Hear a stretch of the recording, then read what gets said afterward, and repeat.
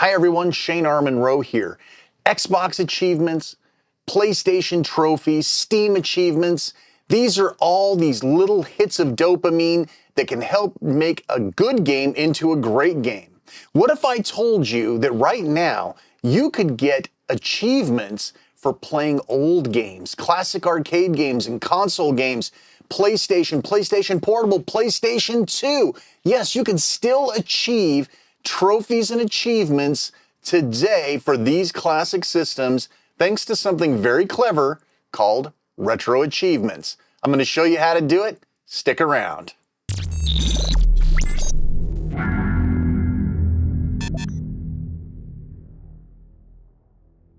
Hi everyone, Shane R. Monroe here, and whether or not you're an old-time gamer playing 2600, classic arcade games like Frogger or Q*bert, or even if you play some of the more modern type consoles like PlayStation 1 and others, you might be interested in being able to tap into the hidden achievements and trophies that are available. Your journey starts at Retro Achievements website, where you'll sign up for a free account. They don't want much from you, just the standard sign up stuff. Once you fill that in and you create yourself a user, you'll then be able to plug it into EmuDeck. The worst part of this process is answering the damn CAPTCHA. So once you have your credentials, go ahead and go back into EmuDeck and find Retro Achievements. Click on it and you're going to fill in your newly created credentials. Now what's really great about this is EmuDeck takes care of everything. It injects your name and password into RetroArch and the emulators that support it. So you want to use EmuDeck most of the time.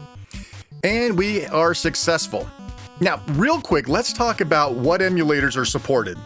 Well, RetroArch is a massive core emulation system that has consoles, classic computers, all the way up to PlayStation 1, but it also supports DuckStation, PPS-PP, and PCS-X2. Now, I highly recommend you use EmuDeck instead of standalone emulators because, again, all of these things are magically done for you. For example, if we were to go over and take a look at DuckStation and how we would want to plug that in, you can see here by going under Settings, you can actually go down to Achievements and you can see that it has already been injected into DuckStation for me. Otherwise, you'd have to do this for each and every emulator, and RetroArch isn't all that much fun to work with. Once you've got all this set up and you run, say, Frogger or some other supported game, when you start the game, it will log you in and tell you exactly what achievements you may already have. Pretty slick.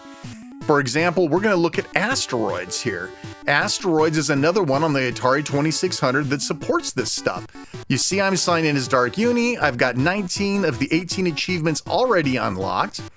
And we will get a new one right now for Pacifist, meaning I'm not going to shoot. Now look down in the corner, it's showing you which ones are currently active. Score up to 20,000 and be a pacifist or not shoot. Boom. Okay, so now I got my achievement for being a minor pacifist. But it's really slick and clean that all of this is sort of built in. You know, Rally X here, I got my engine warmed up. It's just, it's really cool to be able to earn some sort of achievements for things that you've been playing for decades. Einhander, of course, I always show off Einhander when I'm playing PlayStation 1, and here you go. You can see I get logged in, and I've got 0 of 49 achievements, and I've only earned 0 of 602 points. But you can see here, I'm playing Einhander. I have no achievements already, so I should be able to score one of these pretty easy, and I'll do so by picking up one of these special weapons. Kill this big bad guy here, he drops a special weapon, I pick it up and I get an achievement. Better than the default weapon. Boy, they're not kidding either. So this is really neat. It can be getting a special weapon, reaching a certain score, performing a certain task. And these are all done by community developers. They go in and figure out how to trap these scenarios and trigger some sort of an achievement for you. It's really magical if you look at it holistically. Now, once you've got your achievements, of course, you could go to the Retro Achievement website and you can see everything you've been up to, all the games you've been playing, what achievements you've managed to score for those particular areas. I got 1 of 10 achievements the last time I played Rally X. You all saw that.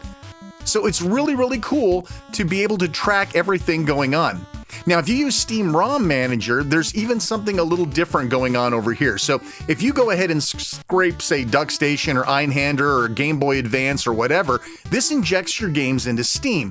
Now, I'm not a real big fan of doing this because I have huge collections, but if you do this, you'll want this Emuchievements plugin for Decky. With this, check this out. Inside of this Game Boy Advance game for Ninja 5.0, if you go over to your stuff, look at this. It's showing you all of your achievements that you've scored and which ones you have left. So that's actually pretty cool, and maybe a reason for me to actually start thinking about using Steam ROM Manager a little bit more, because I like this presentation quite a bit. And you can see we run the games. I have 2 of 39 achievements. Pretty neat. Great game too if you haven't played it.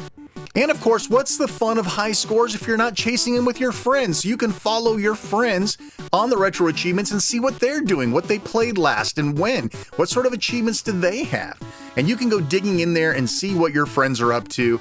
And you know, it sort of brings back those early Xbox 360 days where everybody was online and connected to each other. Pretty neat. What do you think? Are you using Retro Achievements already? Leave a comment down below and tell us your favorite system for Retro Achievements. Thanks so much for watching. I'm Shane R-Monroe. Please like, subscribe, hit the bell. You guys know what to do. We'll see you next time. Take care, everybody.